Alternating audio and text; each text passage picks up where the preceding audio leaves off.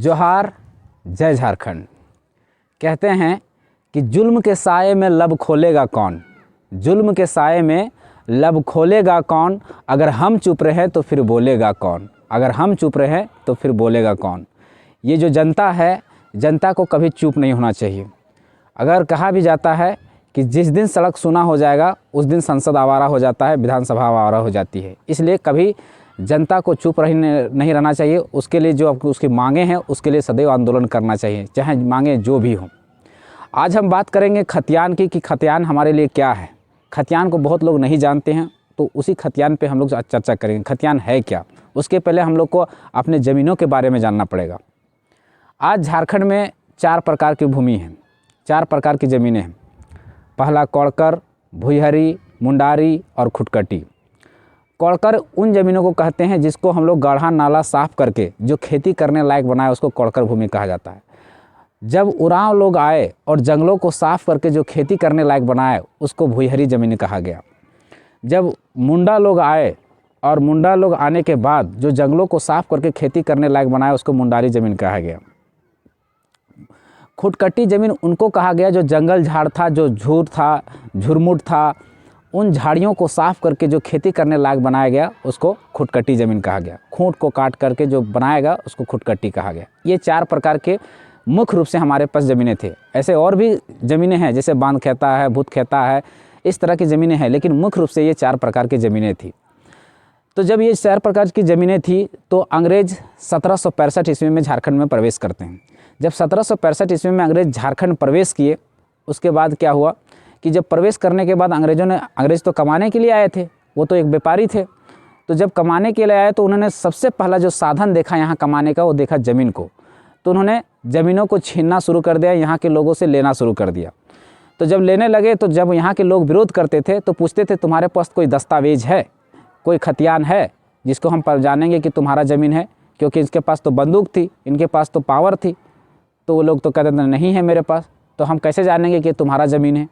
तो इस तरह का अतिक्रमण चलने लगा। तो यही अतिक्रमण के विरोध में 1773 ईस्वी में सबसे पहले हुआ चुहाड़ विद्रोह, जो रघुनाथ महतो के नेतृत्व में हुआ। ये चुहाड़ विद्रोह 1810 ईस्वी तक चला, जो सबसे लंबा विद्रोह इसको कहा जाता है। उसके बाद इसी तरह के ज़मीनों को लूटने का क्रम चलता रहा। फिर 1793 ईस्वी में आया लॉर्ड कॉर्नवालिस। लॉर्ड कॉर्नवालिस ने क्या किया कि बंगाल, बिहार और उड़ीसा की जो ज़मीनें थी उसको अस्थाई बंदोबस्ती कर दिया, अस्थाई बंदोबस्ती कर दिया। अब अस्थाई बंदोबस्ती करके वो जो पट्टा होता है, जो खतियान होता है, वो अस्थाई बंदोबस्ती करके किसको देना चाहिए था? जिनका ये ज़मीन है, जिन रैयतों का ज़मीन है उनको मिलना चाहिए। पर ऐसा उन्होंने नहीं किया। उन्होंने क्या कि वो पट्टा दे दिया ज़मींदारों के हाथ, जो बाहर से लाए गए झारखंड में ज़मींदार, उनके हाथों में दे दिया गया। और उसको कहा गया कि आप इसका लगान वसूल कीजिए, लगान। और लगान में से अगर 1 रुपया आप लगान वसूल करते हैं तो 25 पैसा अपने पास रखिए, 25 पैसा में से कुछ पैसा में आप लठेत रखिए। और मान लिया जाए, एक उदाहरण के तौर पर मान लीजिए घर में 2 भाई हैं और 2 भाई में एक भाई को उसको लठेत रख लेगा, एक भाई जिसके पास ज़मीनें हैं उसको कहा दिया अगर कभी विरोध करे कि हम अपनी ज़मीन को नहीं देंगे, आपने ज़मीन मेरा है तो हम लगान क्यों देंगे, हम तुमको लगान क्यों देंगे। तो अगर इस तरह का अगर विरोध करे तो क्या करता था वो ज़मींदार लोग, उसी के भाई को और 2-4 को लठेत को उसके साथ भेज देता था और कि जाओ उसको मार के आओ या फिर उससे लगान वसूल करके आओ। इस तरह का कार्य चलने लगा। जब इस तरह का शोषण, इस तरह का अत्याचार जब चलने लगा, क्योंकि हम उस समय तो बिहार में ही शामिल थे, हम उस समय बंगाल में ही थे उसी समय। तो फिर जब ऐसा कार्य होने लगा तो यहाँ के आदिवासियों और मूलवासियों के बीच में एक रोष उत्पन्न हो गया, एक विद्रोह उत्पन्न हो गया। और इस तरह का विद्रोह शुरू हो गया। जैसे यहाँ पर बड़ा विद्रोह जो हुए आप देखे होंगे, कौल विद्रोह 1820 ईस्वी, हुल विद्रोह जिसको संथाल विद्रोह भी बोलते हैं 1855 ईस्वी में तिलका मांझी का विद्रोह 1900 ईस्वी में आपका बिरसा मुंडा का विद्रोह। तो इस तरह का बहुत सारे विद्रोह होने लगा। तो अंग्रेज़ सोचने पर मजबूर हो गए कि हम लोग पूरा भारत में राज कर रहे हैं, पर ऐसा झारखंड में ही ऐसा क्यों है कि इतना विद्रोह क्यों हो रहा है। उन लोग को बहुत सारी परेशानियाँ, क्योंकि उनकी भी क्षति होती थी, उनके भी सैनिक मरते थे, उनके भी ऑफिसर मरते थे विद्रोह के कारण। तो जब ये बातें जब अंग्रेज़ों के सामने आई तो अंग्रेज़ों ने एक कमेटी का गठन किया, एक कमेटी बनाया, एक समिति बनाया और उसको जांच के जिम्मे में दिया गया कि आखिर झारखंड में इतना विद्रोह क्यों होता है। जब कमेटी का जब रिपोर्ट आया तो समिति ने कहा, एक रिपोर्ट दिया समिति ने, कहा कि जो यहाँ के लोग हैं वो अपनी माटी को यानी ज़मीन को, अपनी माटी को माई के समान मानते हैं। अगर उनकी माटी को उनको सौंप दिया जाए तो यहाँ विद्रोह स्वतः ही शांत हो जाएगी, क्योंकि यहाँ लड़ाई ज़्यादातर माटी की है। आज भी आज देखिए खतियान हमारी कहीं ना कहीं माटी का ही लड़ाई। खतियान मतलब क्या? ज़मीन का पट्टा, ज़मीन का दस्तावेज, यानी माटी की लड़ाई। तो उन माटी को अगर उनको सुरक्षित किया जाए, उनके जल जंगल ज़मीन में उनको अधिकार दे दिया जाए तो ये विद्रोह स्वतः ही शांत हो जाएगी, ऐसा उस समिति ने रिपोर्ट दिया। तो उस समय छोटा नागपुर का जो कमिश्नर थे वो थे जे.एच. हॉफमैन। तो जे.एच. हॉफमैन ने इसमें विचार किया और हमारे ज़मीनों को सुरक्षित करने के लिए, उनमें हमारा अधिकार दे लेने के लिए कि कैसे जानेगा कौन किसका ज़मीन है, उन्होंने सर्वे शुरू कराया। तो पहला सर्वे हम लोग को शुरू हुआ 1902 ईस्वी में। ध्यान से सुनिएगा, अब सर्वे का काम। पहला सर्वे शुरू हुआ 1902 ईस्वी में, ख़त्म हुआ 1905 ईस्वी में और लागू हुआ 11 नवंबर 1908, जो हम लोग बोलते हैं उसको छोटा नागपुर काश्तकारी अधिनियम यानी CNT। यही हमारा पहला सर्वे है, इसी में हम लोग को पहला खतियान हुआ। फिर दूसरा सर्वे हुआ 1932 में, यहाँ पर हम लोग का फिर से खतियान इशू हुआ। इसको बोलते हैं हम लोग, पहला सर्वे को हम लोग बोलते हैं कडस्ट्रल सर्वे और दूसरा को बोलते हैं हम लोग रिविजनल सर्वे।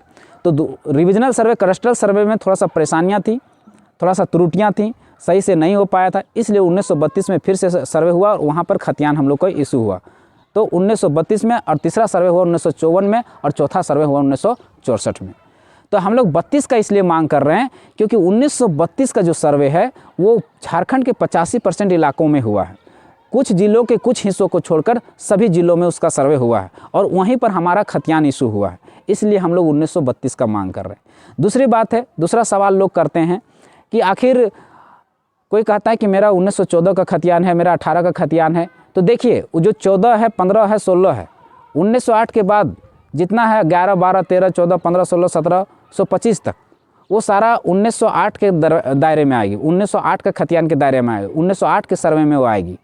और 1925 से जो 1928 तक चला और 1932 तक में वहाँ लागू हुआ, तो वो 1932 के सर्वे में शामिल होगी। चाहे उसका खतियान 34 का हो, 35 का हो, 36 का हो, 37 का हो, वो 1932 में उनकी गिनती आएगी। और तो उसके बाद 1954 और लास्ट अंतिम सर्वे सेटलमेंट हम लोग का है 1964 का, जो कोल्हान के कुछ हिस्सों में हुआ है।